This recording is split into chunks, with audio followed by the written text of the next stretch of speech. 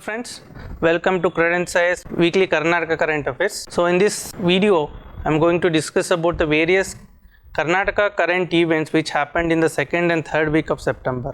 Before going into the discussion of the various current issues, current affairs holds very key for the examination preparation. So especially for the Karnataka current affairs, we have been bringing in the separate magazine exclusively for the Karnataka current affairs from January 2022. So from January up to here, we have the monthly magazine issues which can be easily downloadable from our website. So whoever wants to have exclusive content for the Karnataka affairs or who are preparing for the various competitive exams specific to the Karnataka state will get a good information with regard to the current events of the Karnataka in that magazine. So please do refer our magazines. So we have the magazine from January 2022. So it will be very beneficial for you who are especially preparing for the state civil service. Majorly focus will be on the KS. So for the prelims as well as the mains, the Karnataka current affairs holds very key. So we have covered all the events specifically designed to address the demand of the prelims as well as the mains examination. So please do refer our magazine. So moving on to the discussion with regard to the current events topic. The first event is the Manthan. So the Manthan is a conference cum expo organized by the Ministry of Road and Transport. This conference was inaugurated by the Honorable Minister of Road and Transport Sri Nitin Gadkari in Bengaluru. So this was a conference which majorly focused on the transport sector and innovative ideas which can be inculcated in the transportation sector. So the theme of this conference was ideas to action. So and it follow on towards a smart sustainable road infrastructure, mobility and logistics ecosystem. So this is the major aspect, or the major theme of this conference. It has been participated by the various private sector representatives, the government of India, and also the various chief ministers and other expertise have been invited for the conference, and they have talked about the various initiatives which need to be inculcated or carried out in order to ensure free, sustainable and the hassle-free transportation to happen in the coming future dates. So it focused on three areas. The conference focused on the three areas. It focused on the roads. What can be made to improve the road infrastructure, and the transports. So road and transport, what can be inculcated in order to improve the roads, then the transport, then the alternate and future mobility. What can be the alternate for the existing mobility system? So it majorly focused on how technology can be infused into the transportation sector. So it focused or carried forward for the integrated approach. We need to have an integrated approach and we need to inculcate technology and innovative ideas. So this is the very major theme of this conference. So from the prelims point of view, you can focus on what is Manthan. So Manthan and the theme where it was held. And from the mains point of view and also for the essay folder, you can also talk about what should be the solutions for the growing traffic or transportation problem of a country. So the Honorable Minister and the various experts talks about the various innovative ideas such as development of green bank, that is a tree cover around the national highways, building of greenfield highways. The cabinet, the central government has announced the constructions of Bengaluru-Chennai Green Corridor Highway, Pune-Bengaluru Green Corridor Highways, where they used to construct tree banks, trees on the banks of the national highways. It has major advantages such as it acts as a carbon sink, and also it acts as a protective shield against the beaming of lights, and it helps in what we call it as the prevention of soil erosion. So it has a various advantages. Apart from increasing the green cover, it also has the various advantages of bringing the green cover around the banks of the national highways. And also it talks about the other innovative ideas such as precast technologies, ready-made precast technology which has been employed in Jojila Pass. Categorically they have mentioned. And also it talks about ropeways, sky buses, which have been successfully implemented in the Philippines and Singapore. So like this, they have talked about the various innovative ideas in order to decongest and improve the transportation system. Construction of double-decker, triple-decker flyovers over one road over the other. They also proposed to construct 3-deck flyovers for the Bengaluru to ease the traffic congestion, and also the sky buses strategy should be employed in the Bengaluru. These type of innovative and next generation technologies should be employed in the transportation sector so that it can be revolutionized, or problem of the traffic as well as the transportation can be addressed in the holistic manner. So these are the various aspects which have been discussed in this conference, and also it has talked about establishment of Bengaluru satellite ring road to decongest the traffic and ensure the proper mobility on the outskirts of the Bengaluru. So these are the various aspects which have been discussed in this conference. Moving on to the next aspect, it is regarding to the Mysuru Dasra. This year's Mysuru Dasra 2022 will be inaugurated by the Honorable President of India, Draupadi Murmu, has accepted the invitation given by the state government, and the Dasra will be inaugurated by the Honorable President of India. To give you some more information with regard to the Dasra, the previous Dasra in 2021, it was inaugurated by Shri S.M. Krishna, who was our ex-Chief Minister and also the ex-Minister of External Affairs of Government of India. In the 2020, during the pandemic, it has been inaugurated by Shri Dr. C.N. Manjunath, who was the present director of the Jaydeva Cardiology. So 2020 was inaugurated by C.N. Manjunath, 2021 by S.M. Krishna, and the present will be inaugurated by our Honorable President. Then the Karnataka state government decided to club two boards: the Karnataka Secondary Education and Examination Board, which conducts the examination for the 10th class, and the Department of Pre-University Education, which conducts exam for the 12th. So Karnataka is the only one state where two boards are conducting the examination for the 10th and the 12th. So in order to bring uniformity, and also in the new education policy system, in order to give the proper structure, the government has decided to club these two boards and formulate a new body, and this body will take charge of both the SSLC and PUC exams. This decision has been taken by the Karnataka state government. The next aspect is the famous writer, thinker and the leader of the Dalit movement, B.N. Gangadhar Murthy, has died. So he was identified with the Dalit movement, and also he was a rationalist movement, Bandaya Sahitya, and he has written various articles and also books with regard to propagating the idea of Dalit and also the progressive thinking and the rationalistic thinking. The important work of Sri B.N. Gangadhar Murthy is the work related to designing the monument at Vidurashwata. The Vidurashwata tragedy, which we all know, it happened in the Karnataka state freedom struggle, the flag satyagraha. So this designing the monument, the major contribution was from the Sri B.N. Gangadhar Murthy. Another important contribution is designing the construction of Samanta Sauda, which is been a taluk office in Gauribudinur in memory of Dr. B.R. Ambedkar. So these are the notable contributions of Sri B.N. Gangadhar Murthy, and the B.N. Gangadhar Murthy was also editor-in-chief of the Karnataka Jnana Vigyana Samiti. So it is a teacher's monthly magazine. So for that also he was a chief in editor.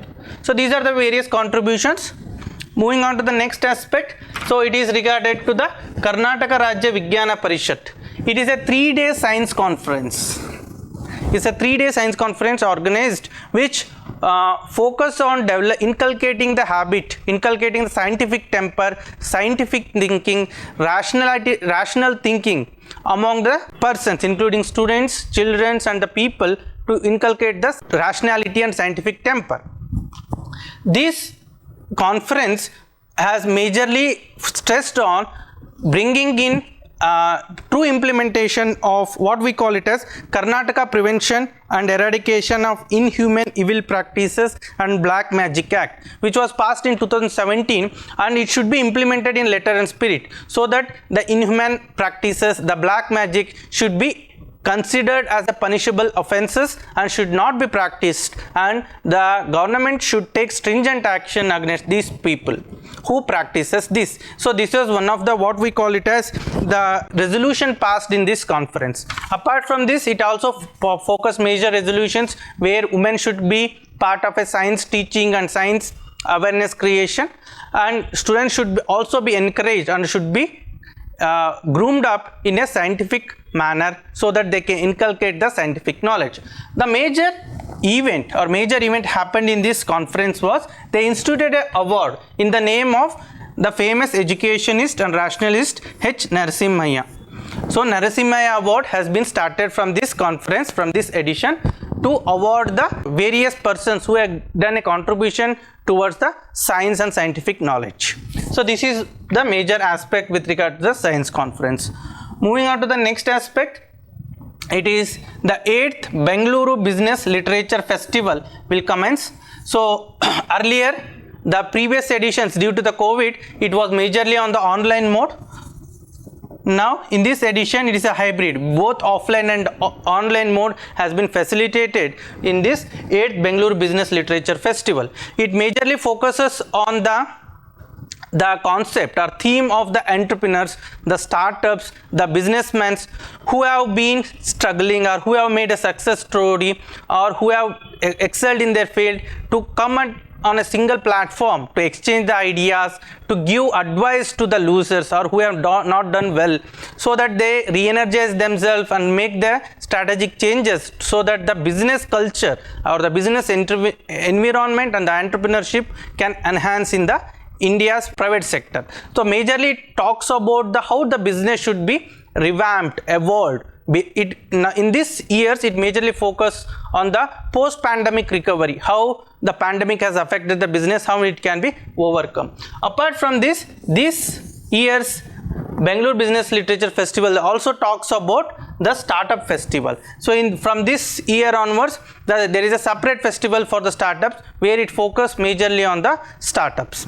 It will be held at the Bengaluru International Exhibition Center in Bengaluru. The next is the Scicec with Dell. What is this? The Karnataka government Cyber Security Center for Excellence. So Karnataka government Cyber Security Center for Excellence has signed an MOU with the Dell, the IT major Dell, where it majorly focuses on providing cyber security. So this MOU has been signed to provide the cyber security.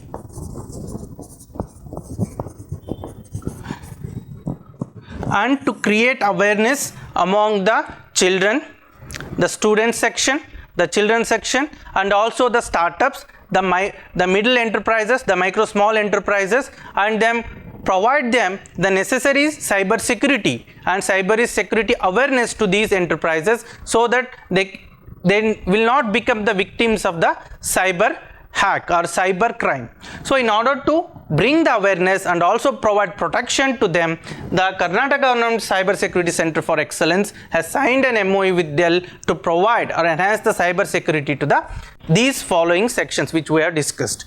The next aspect with regard to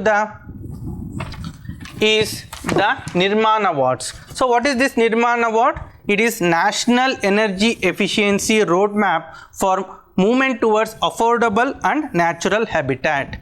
So it is majorly awards which have been instituted to those buildings which have been designed or built in the energy efficient manner on the standards given by the Bureau of Energy Efficiency, where the buildings are designed or constructed based on the standards given by the Bureau of Energy Efficiency, so that it can minimize the energy losses and use the energy efficiently, so that the energy can be properly used and consumed. So in order to focus or in order to encourage the building structures to be built in the energy efficient manner, this award has been initiated. In the recently 2022 awards, Karnataka Renewable Energy Development Limited has bagged Nirman Awards with regard to the construction of the energy efficient buildings. So it is the next aspect is Comprehensive Urban Primary Health Center. So according to the government of Karnataka, this is the first in India It's a type of initiative first in India where it focuses on high-tech public health centers. The existing public health centers have been restructured where all the high-tech equipments, high-tech diagnostic tools will be available under one roof at a affordable or at a free prices. So this initiative was started at the Bengaluru in Malleshwaram PHC, and it is now called as Comprehensive Urban Primary Health Care Center. So it has been established in collaboration with the BBMP and the Manipal Health Enterprises, and also it has been taking donation from the citizens who voluntarily donate in order to build the required infrastructure. So the needy people, the public at large, can access the world-class facilities, high-tech facilities under one roof at a very less price or at a free of cost. If that facility is not available at that center, then that facility can be accessed at the Manipal hospitals. The rate will be borne by the state government. This is the MOU according to the government of Karnataka. So according to government of Karnataka, this is the first initiative, is the first kind of initiative in India. The next is Anti-Conversion Bill has been passed by the Karnataka government. So it was already passed in the assembly, but it was pending in the Legislative Council. The Legislative Council made some minor amendments and it has sent back to the assembly. In the recently concluded session, the bill, which is properly called as Karnataka Protection of Right to Freedom of Religion Bill, has been passed, and now it has replaced the ordinance which has been passed earlier, and now the bill, when it gets the governor's set, will become the act. The major features under this bill is the offence committed under this bill is considered as a non-bailable and cognizable offence, and a person who wants to convert to a religion, okay, has to give a format, has to give the declaration in the prescribed format mentioned in the bill to the district magistrate of that district, or the district magistrate of a district where he has born, or to the additional district magistrate within the prescribed format prior to 13 days. And also the person who converts him, okay, also need to give a declaration to the district magistrate or the additional district magistrate before the 13 days of the process which he initiates to the district magistrate. Then only he can get converted to a particular religion. A person who gets converted to a religion, different religion, will not be in a position to avail the benefits which he used to enjoy in the earlier religion. However, he can enjoy the benefits of the other religion to which he gets converted to. A person is made to convert to a particular religion majorly, and he given some assurance, false assurance of marriage, and the assurance of the marriage is majorly to convert that person, and that decision has to be done by the jurisdictional family courts. The decision of the family court will be final. If the family court is not there at that particular district, then the district court will have the jurisdiction to hear the case. If the marriage is solely done in order to convert that person for the required religion, then that marriage is considered as null and void. Okay, the person who commits that mistake or will indulge in the conversion will be imprisoned. He will be imprisoned for 3 to 5 years jail, and the penalty of 25,000 will be levied upon him. If the conversion is for the minors, women, SC/ST, the imprisonment term will be 3 to 10 years, and the punishment fee will be 56,000. Will be around 56,000. So these are what we considered the major provisions under the Anti-Conversion Bill, and who commits this mistake or offence under the Anti-Conversion Bill, the offence is considered as non-bailable and cognizable offence. So these are the major highlights or major key features of the bill which has been recently passed in the assembly. So these are the various events which have happened in the 2nd and 3rd week of September month. I hope you enjoyed this video. Thanks for watching this video.